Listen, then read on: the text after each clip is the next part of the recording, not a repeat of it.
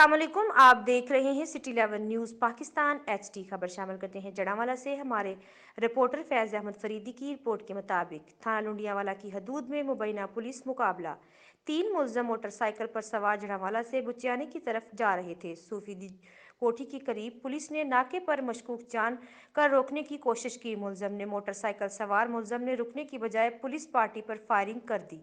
Police party ने हिफाजत खुद इख्तियार के तहत जवाबी फायरिंग की। 15 पर कॉल करके मजीद नफरी तलब की गई, जिस पर DSP सर्कल जड़ांवाला, SHO थाना सदर जड़ांवाला, SHO थाना रुडाला, SHO थाना बुचियाना मौका पर पहुंच गए। मुलजम और पुलिस के दरमियान दो तरफा फायरिंग से एक मुलजम जख्मी हालत में गिरफ्तार कर लिया।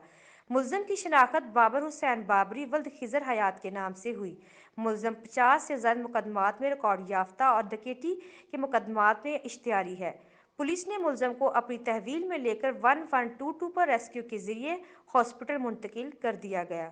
मजीद खबरों के लिए देखते रहिए सिटी 11 न्यूज़ पाकिस्तान HD।